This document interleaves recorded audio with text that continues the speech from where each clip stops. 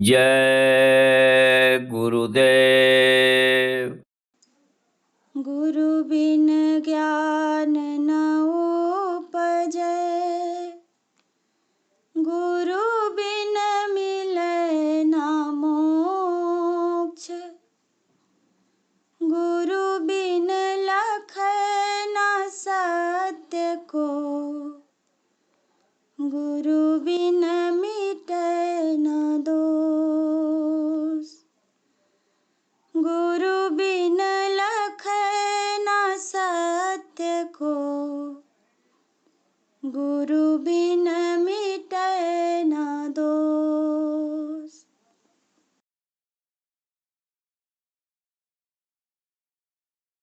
मैंने ऐसा सतगुरु पाया है, मेरा रोम रोम हर्षाया है।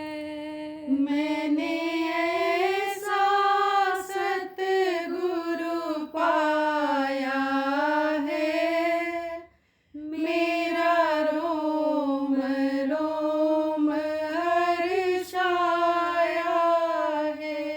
मैं तो बंद कली थी बागों की, मैं तो बंद कली थी बागों की। सतगुरु ने फूल खिलाया है, मेरा रोम रोम हर्षाया है। सतगुरु ने फूल खिलाया है, मेरा रोम रोम हर्षाया है। मेरे अपनों ने मुझे ठुकराया, मेरे अपनों ने मुझे ठुकराया। सतगुरु ने गले से लगाया है, मेरा रोम रोम हर्षाया है। सतगुरु ने गले से लगाया है, मेरा रोम रोम हर्षाया है। मेरी नैया भंवर में डूब रही, मेरी नैया भंवर में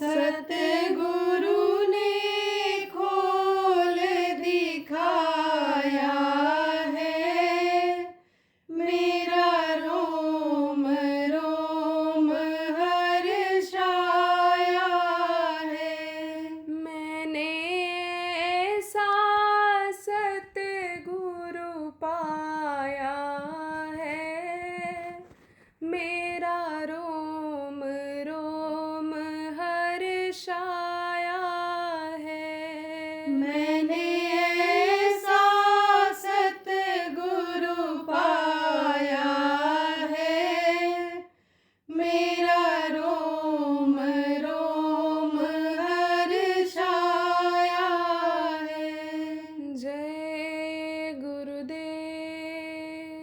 जय गुरुदेव।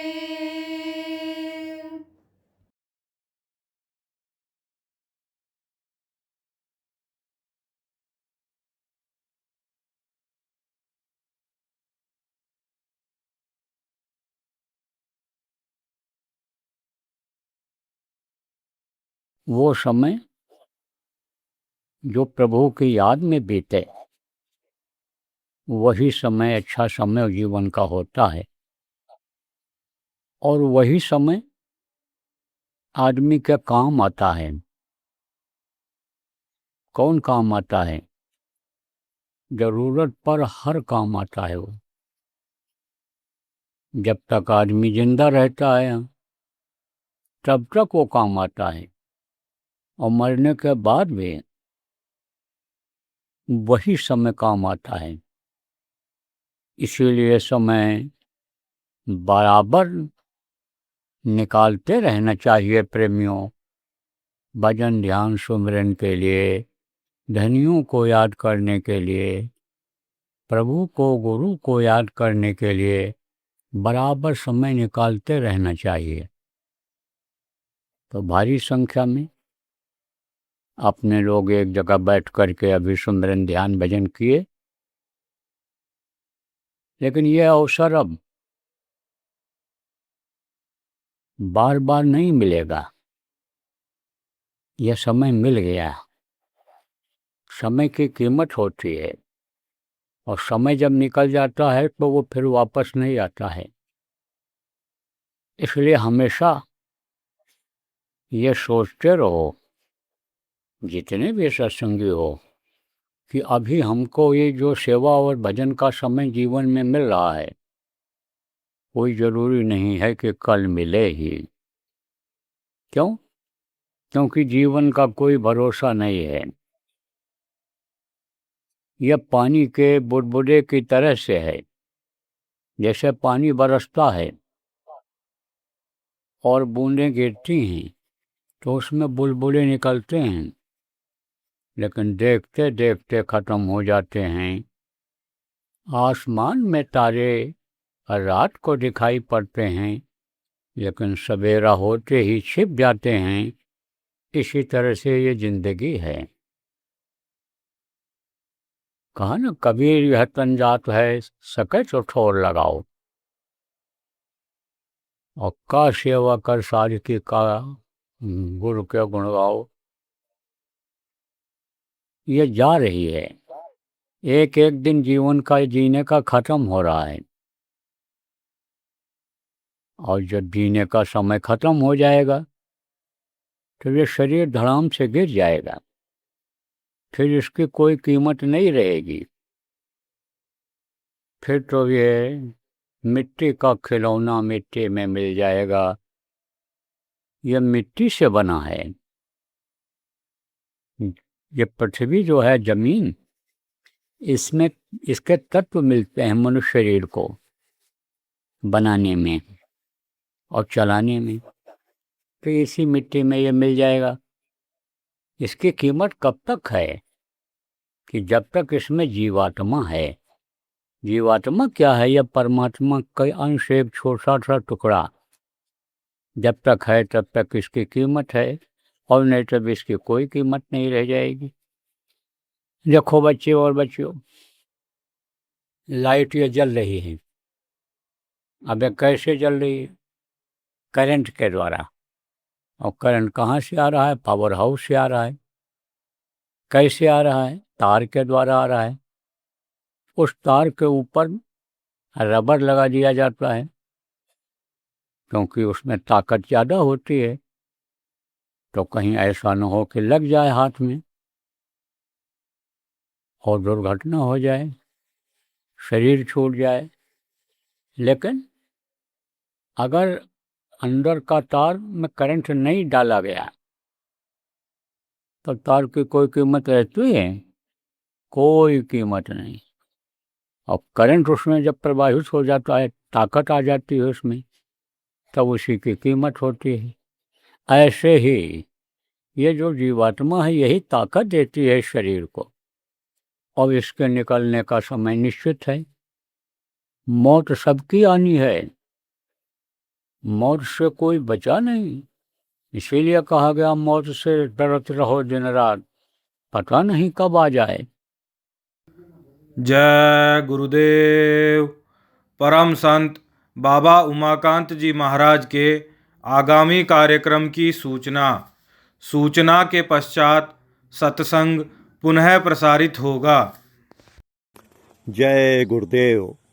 वक्त सतगुर हमारे देशा पधारे, दया दुआ दे मेह बरसाए, बरकत दी नदी बह दी जावे, जिन देखे सुने वो सुख पाए। देव भूमि पर वक्त के समर्थ संत सतगुरु बाबा उमाकांत जी महाराज का आगमन। सत्संग व नामदान कार्यक्रम 10 जून 2026 बुधवार प्रातः 10 बजे से। स्थान द्रोणी माता मंदिर परिसर, गांव रक्कड़, बल्ला सिद्धवाड़ी, तहसील धर्मशाला, जिला कांगड़ा, हिमाचल प्रदेश। संपर्क नंबर 9418015533 व 9805364438। जय गुरुदेव। तो अब किस काम के लिए मनुष्य शरीर मिला, यही चीज़ समझ में नहीं आता है लोगों को। क्योंकि सत्संग नहीं मिलता है, कोई बताने वाले नहीं मिलते हैं। तो बिजनेस व्यापार सिखाने वाले, दुकानदारी करने वाले को सिखाने वाले तो मिल जाते हैं, खेती करने वाले को मिल जाते हैं, नौकरी दिलाने, नौकरी के लिए बताने वाले मिल जाते हैं, अन्य कामों के लिए लोग मिल जाते हैं। लेकिन ऐसे लोग नहीं मिलते हैं कि जो मनुष्य शरीर के बारे में बतावें, आत्मा परमात्मा के बारे में बतावें और मौत से डरने के बारे में बतावें। तो ये ऐसे लोग कम मिलते हैं। ये कहाँ जानकारी होती है? ये सत्संगों में होती है।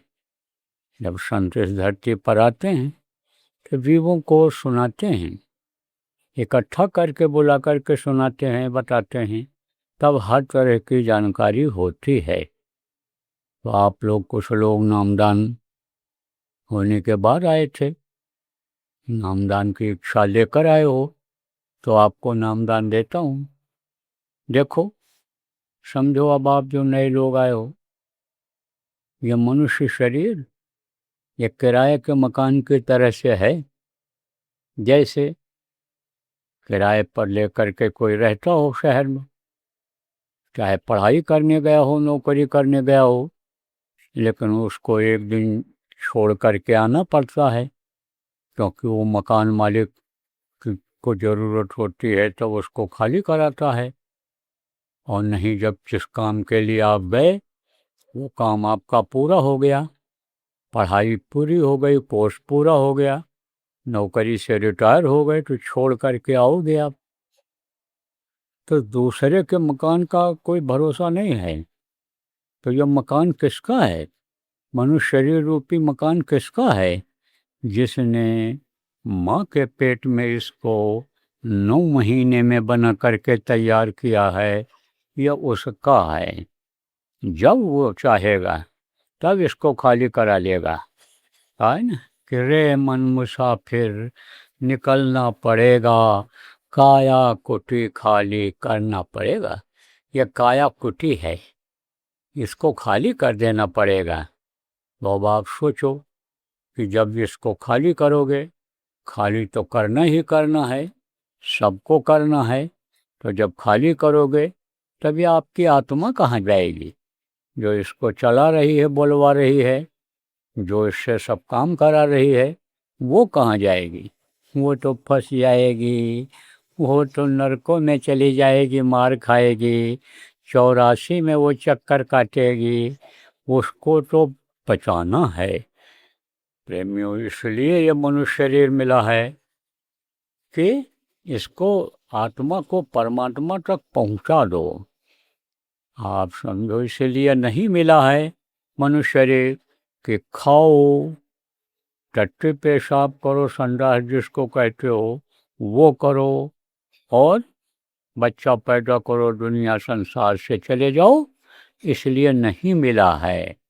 यह तन कर फल विषय न भाई, स्वर्गो स्वल्प अंत दुखदाई। विषय वासनाओं के लिए ये नहीं मिला है, ये तो मिला है भगवान के भजन के लिए, भगवान को पाने के लिए। अब आप लोग जो यहाँ बैठे हो, जानकार हो, उनसे अगर पूछा जाए कि भाई दुनिया किसने बनाया, तो कहोगे भगवान ने बनाया। अब दुनिया की चीज़ों की आपको ज़रूरत पड़ती है और एक एक चीज़ के लिए दौड़ते हो, जल्दी नहीं मिलता है, परेशान हो जाते हो, नहीं मिलता है। और अगर दुनिया बनाने वाला मिल जाए तब आपको कोई चीज़ की कमी रहेगी? नहीं रहेगी। तो एक काम यही क्यों न कर लिया जाए कि जीते जी भगवान को पा लिया जाए। जीते जी मिलता है वो, मरने के बाद तो बस खाली लोग चिट्ठी लिखते हैं कि स्वर्गवास हो गया पिताजी का, दादाजी का स्वर्गवास हो गया, आप चले आओ, इस दिन 13वीं होगी, 12वीं होगी, कर्म होगा इनका, दाह संस्कार होगा, स्वर्गवास हो गया। लेकिन कोई देखने गया है कि दादाजी स्वर्ग में गए, कि बैकुंठ में गए, कि नरक में गए? कोई देख पाता है यहाँ से स्वर्ग, बैकुंठ या नरक? कोई देख पाता है? बस अंदाज़ा लगाते हैं। जो कहते हैं लोग कि भाई स्वर्गवास हो गया, बहुत अच्छी जगह चले गए वो, बस वही दोहरा देते हैं। उनको क्या पता है कि कर्मों की सज़ा भोगनी पड़ती है। कर्म के अनुसार कुत्ता, बिल्ली, कीड़ा मकोड़ा की योनि मिलती है। उनको क्या पता है कि दादाजी चारपाई के नीचे कुत्ता बन करके बैठे हुए हैं। उनको क्या पता है कि दादी जी बिल्ली बन करके घर में घूम रही हैं, म्याऊ बोल रही हैं। लेकिन बस यही कि दादाजी का, पिताजी का स्वर्गवास हो गया, स्वर्गवास हो गया। स्वर्गवास यानी समझो कर्मों के अनुसार होता है, लेकिन पुण्य छेड़े मृत्यु लोके फिर उनको इसी मनुष्य शरीर में आना पड़ता है। इसीलिए वो स्वर्ग वैकुंठ में रहने वाले देवता, वो आद्यालोक में रहने वाले जीव, वो ईश्वर लोक ब्रह्म पार ब्रह्म लोक में रहने वाले जीव, सब लोग मनुष्य शरीर को मांगते रहते हैं। बराबर उनकी इच्छा बनी रहती है कि हमको मनुष्य शरीर मिल जाए, कि जैसे से हम अपना काम बना लें। क्योंकि साधन धाम मोक्ष का द्वारा, मुक्ति मोक्ष का दरवाज़ा इसी में है। तो वो मैं अभी आपको बताऊंगा कि मुक्ति मोक्ष का दरवाज़ा कहाँ पर है। मुक्ति मोक्ष का दरवाज़ा रे देखो दोनों आँखों के बीच में है, जहाँ पर ये बैठी हुई है जीवात्मा। इससे इसको निकाल करके और वहाँ स्वर्ग वैकुंठ होते हुए अपने घर पहुँचाया जा सकता है, अपने पिता के पास पहुँचाया जा सकता है। अब आप लोग जो आए हो नामदान लेने के लिए, कहोगे तो मैं तो अपने घर से आया हूँ और नामदान मिल जाएगा, अब कार्यक्रम समाप्त हो गया है, अब अपने घर जाऊँगा। तो यह आपका घर नहीं है, यह भी एक तरह से किराए के मकान की तरह से है। इसको भी एक दिन आपको खाली कर देना पड़ेगा। इसी घर से आपको आपके घर के लोग ही बाहर निकाल देंगे। कब? जब मौत हो जाएगी तब, जब ये शरीर छूट जाएगा तब। तो आपका घर कहाँ है? आपका घर ऐसी जगह है कि जहाँ से आपको कोई निकाल न पावे। तो कहते हो ना कि भाई अपना घर बना लो तो ये झंझट रोज़ का रोज़ ख़त्म हो जाएगा। कि मकान मालिक कहता है खाली कर दो, नोटिस भेज रहा है, दबंग लोगों को भेज रहा है खाली करो जल्दी, उनको ज़रूरत है, नहीं तो ज़बरदस्ती खाली करा लेंगे। तो इसी तरह से अपना घर बना लो, अपनी जगह बना लो कि जहाँ मरने के बाद ये जीवात्मा पहुँच जाए और सुखी हो जाए। देखो रग रग में इसी का यानी समझो ताकत है अपने इस शरीर में कि जिससे यह शरीर चल रहा है। जीवात्मा ही सब कुछ है, तो इसको खुशहाल रखना ज़रूरी है। जैसे जैसे शरीर को चलाने में आप चलाने का इंतज़ाम करते हो और अच्छा खाने की कोशिश करते हो कि हमारे शरीर में ताकत आवे, मांस बढ़े और हम तंदुरुस्त रहें, अच्छे घर में आप रहने की कोशिश करते हो, खुश रखने की कोशिश करते हो, खुश रहने की का प्रयास करते हो, इसी तरह से जीवात्मा के लिए कर लो। जय गुरुदेव। परम संत बाबा उमाकांत जी महाराज के आगामी कार्यक्रम की सूचना के पश्चात सत्संग पुनः प्रसारित होगा। जय गुरुदेव। वक्त सतगुर हमारे देशा पधारे, दया दुआ दे मेह बरसाए, बरकत दी नदी बहदी जावे, जिन देखे सुने वो सुख पाए। देव भूमि पर वक्त के समर्थ संत सतगुरु बाबा उमाकांत जी महाराज का आगमन। सत्संग व नामदान कार्यक्रम 10 जून 2026 बुधवार प्रातः 10 बजे से। स्थान द्रोणी माता मंदिर परिसर, गांव रक्कड़, बल्ला सिद्धवाड़ी, तहसील धर्मशाला, जिला कांगड़ा, हिमाचल प्रदेश। संपर्क नंबर 9418015533 व 9805364438। जय गुरुदेव। वो रास्ता मैं बताऊंगा, गुरु महाराज के दया से बताऊंगा, उनके आदेश से। तो अब आप समझो जो नए लोग आप आए हो कि जिसका नाम होता है उसका रूप होता है और उसका होता है स्थान। जैसे आपका नाम है और आपका रूप ये चेहरा है, और आप कहीं रहते हो आपका स्थान है।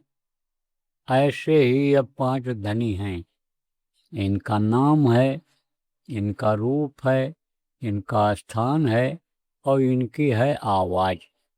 तो वो मैं अभी आपको बताऊंगा, रटाऊंगा, याद कराऊंगा। उसको आप याद कर लो, जितना याद हो पावे याद कर लेना, और नहीं तो कागज़ लिखा हुआ अभी यहीं आपको मिल जाएगा। मान लो हिंदी में है और आप हिंदी नहीं पढ़े हो तो आप अपनी भाषा में लिख लेना, मराठी में लिख लो, कन्नड़ में लिख लो। आप जो भी हो नामदान लेने वाले बाद में आए हो वो अपनी अपनी भाषा में लिख लेना। अपने लोगों से पूछ करके, सत्संगियों से पूछ करके आप लिख लेना और याद कर लेना। जब याद हो जाए तब कागज़ को फाड़ करके कहीं सुनसान जगह पर फेंक देना, बताना मत किसी को। अगर आप बता दोगे तो उसका कोई फ़ायदा नहीं होगा और आपका होगा नुकसान। इसलिए नए आदमी को किसी को भी आप मत बताना।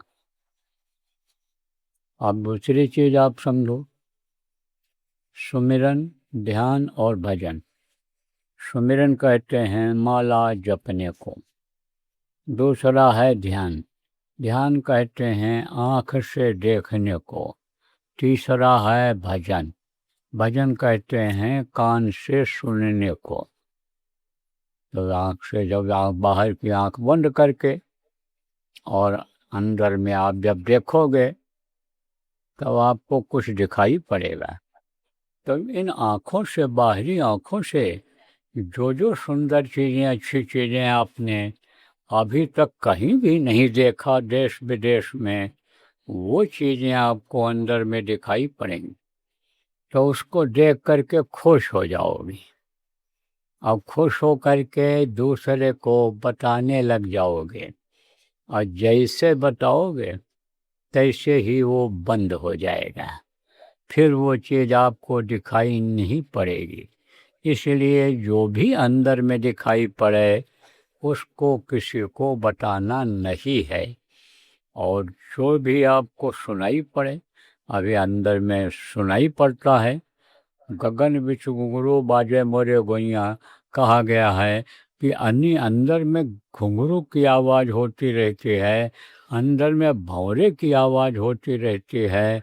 शुरू में जो अभ्यास करते हैं उनको इसी तरह का सुनाई पड़ता है, और उसके बाद बहुत सारे बाजा सुनाई पड़ने लग जाते हैं, बहुत सारी आवाज़ें मस्तानी सुनाई पड़ने लग जाती हैं। तो वो आप जब सुनोगे तो मस्ती आ जाएगी। जैसे कोई यहाँ बाजा बजा रहा हो और बढ़िया आवाज़ उसकी आ रही हो, तो मन ऐसे झूमने लगता है। बुढ़े बुढ़े लोग ऐसे हाथ पटकने लगते हैं। पूछो दादा जी क्या हो गया, तो कैसे मस्ताना बाजा बज रहा है।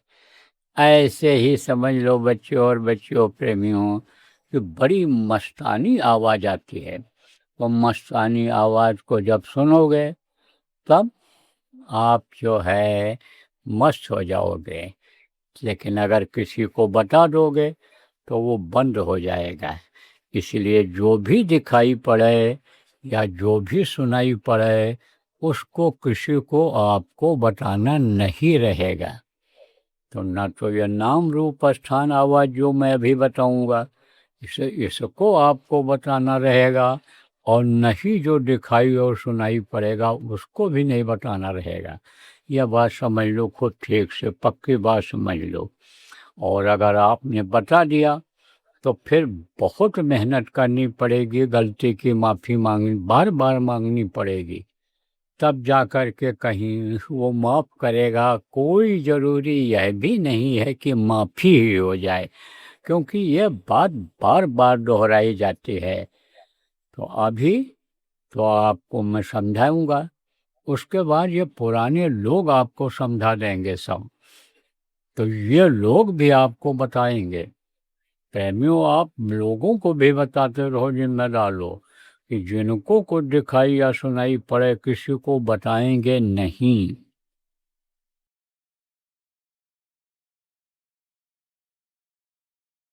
इसी का अभियान चलाना है आगे जा कर के। वहाँ अपने अपने गांव में, अपने क्षेत्र में, अपने ज़िला में जितना ज़्यादा से ज़्यादा जगहों पर हो सके वहाँ पर ये शिविर लगाना है। ध्यान भजन का जो कार्यक्रम रोज़ सुबह शाम का होता है, चाहे आश्रम हो चाहे आप लोग कहीं जगह बनाए हो प्रेमियों, वो तो बराबर चलता रहेगा। शिविर समय समय पर लगेगा।